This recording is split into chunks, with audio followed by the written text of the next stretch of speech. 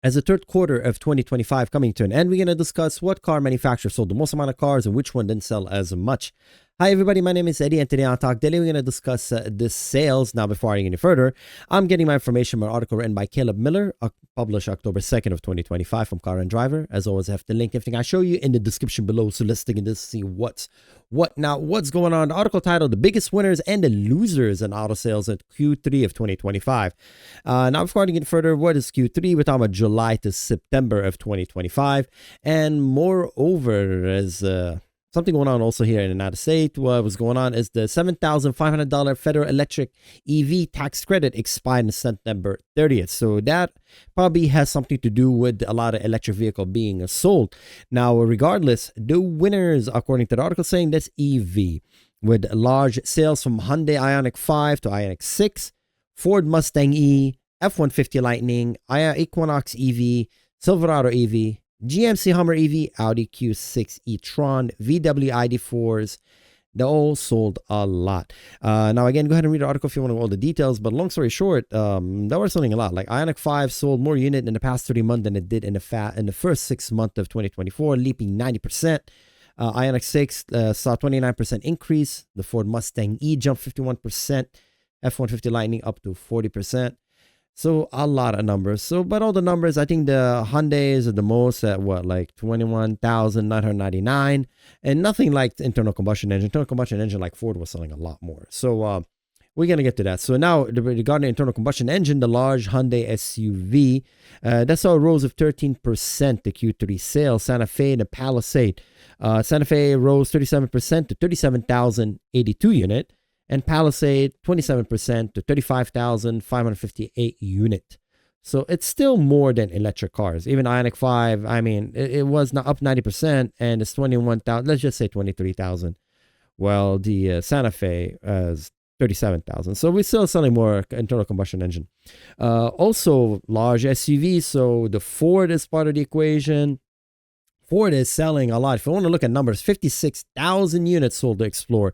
The Bronco sold 37,000 units. Expedition, not as much, but still not a small number. 21,844 Ford Expedition. And Ford, don't forget, added the off-road term or model for 2025. So that's 48% jump for the Expedition. Good job. Winners, Chevy. If you love Chevy, congratulations. Chevy is selling a lot. If you want to see big numbers, look at Chevy. Equinox, 99% bump, moving 73,694 unit for the Equinox. Traverse saw 37% to 38,853 unit. Man, Chevy is working. Tahoe and Suburban were refreshed this year and saw a Q3 sale jump 10% and 39% respectively, but I don't give us exact numbers. Chevy is making a lot of sales. Good for them. Nissan is on a Nissan. Who saw that one coming? Nissan SUV is doing good. The Kicks rose 37% in Q3 to 26,244 unit.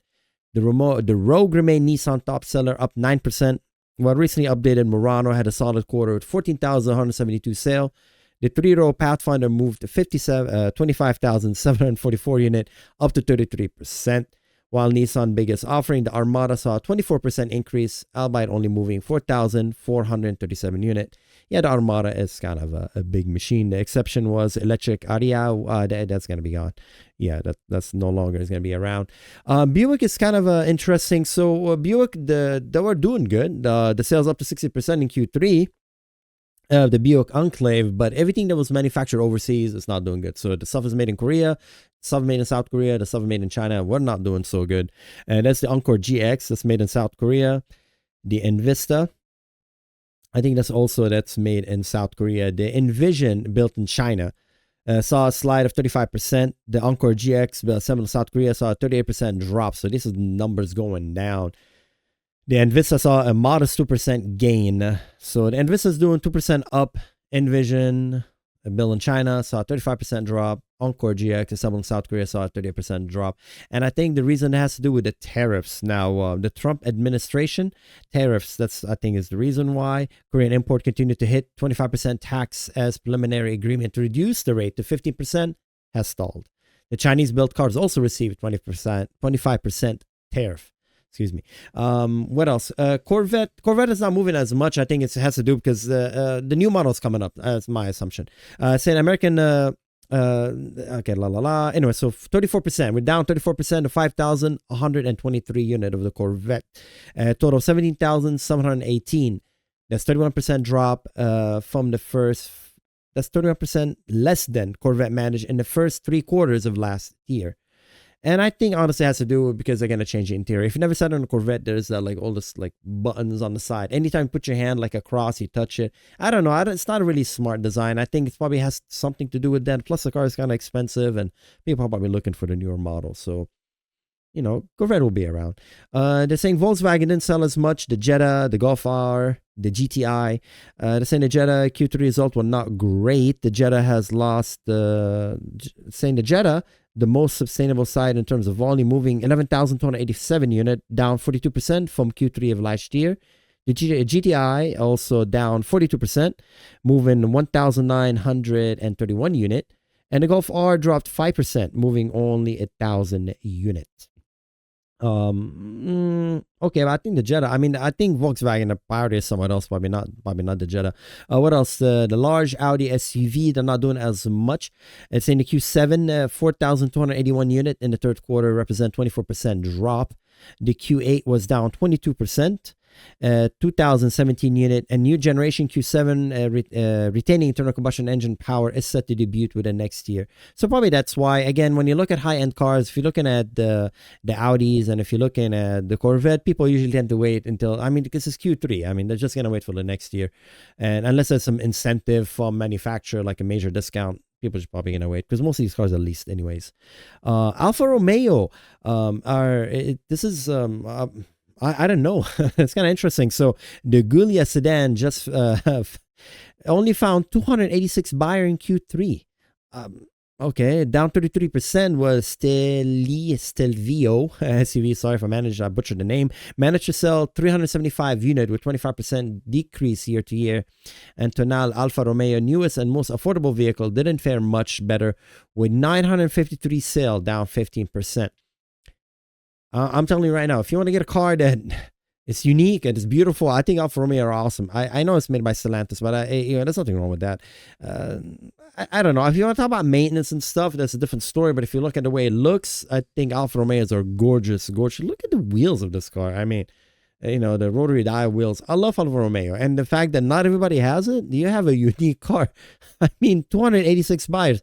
I have more followers than people bought Alfa Romeo, the sedan. So that tells you something. I think they're beautiful. So, okay, so let's kind of lead a little bit from the comments down below. So let's see what people are saying. What is this? Mar9887 said, oof, he says a lot. So let's see.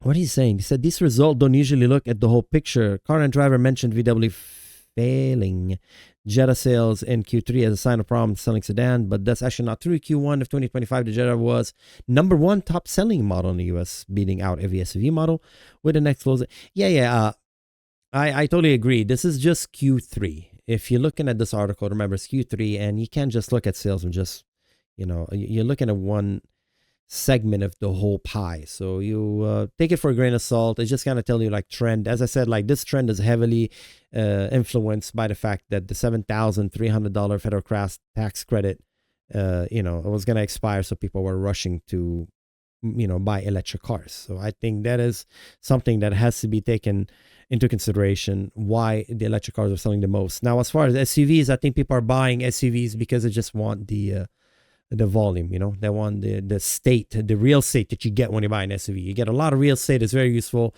Family, friends, whatnot, you could fit stuff in it. And that's what VW is doing, because they are the Tiguan. He's talking about it. Go ahead and read it. It's a very interesting comment. I mean, he knows what he's talking about. He's talking about the sales from QT to Jetta. Still VW #2 seller by wide margin. It's true that Jetta dropped to #4 in Q3. Again, he's talking about the fact that VW is prioritizing the Tiguan, which that's what they're doing. People want to buy SUVs. So it's not a Jetta, it's not a good car. It's just a Volkswagen looking at it as, okay, you pay $10 extra more a month and you can get the Tiguan, instead of getting the Jetta. And people say, well, Tiguan is a bigger car. I want to get it. All right, so Jiki 1405 said the vet has a problem. It isn't the wall of button that makes it impossible to put your hand on the passenger leg. It's that is simply no longer attainable as a garage toy. It's too expensive to insure and the maintenance cost. He has a really good point. The insurance is a big deal and the maintenance cost. I totally agree. The cars are it is what it is. So it's an interesting point. He's not talking about the bun. He's talking about the cost and the insurance. I totally agree with you. Let's read one more. Enthusiast saying, how is Alfa Romeo still in operation in the U.S. market? The answer is Stellantis. This is a parent company. So I don't think Stellantis really cares much. That's my opinion, Let me know what you think in the comments below. Now, there's a lot of good comments out there. I love reading the comments because, people are pretty intelligent. And some of the comments, I'm like, I didn't even think about it that way. So Kim Chicken said the GTI is a more niche product and at 1,931 unit, also down by 42%. The manual transmission takes rate for 2024 Golf GTI was 41%. So there you go. I don't know what he's trying to tell me over here. The manual transmission take rate for 24 GTI is 41%. So most people are buying, okay, that's what he's trying to say. Okay, so most people are trying to buy the manual transmission. People miss manual transmission. And if you want a manual transmission, Golf GTI is one of those options. What else is there? Alpha sold less vehicles in the state than VW sold GTIs. Yeah, it's again, but I love Alfa Romeo. I love that car. This video is not about Alfa Romeo, although I love them. But anyway, let me know what you think in the comments below. You own one of these vehicles. You agree with these numbers. You don't agree with these numbers. Maybe you work at the car sales. Let us know what you think in the comments below. Anyway, as always, take care, everybody, and thanks for watching. And always have a good one, whatever you're out there. I'll see you next time. Take care. Bye-bye.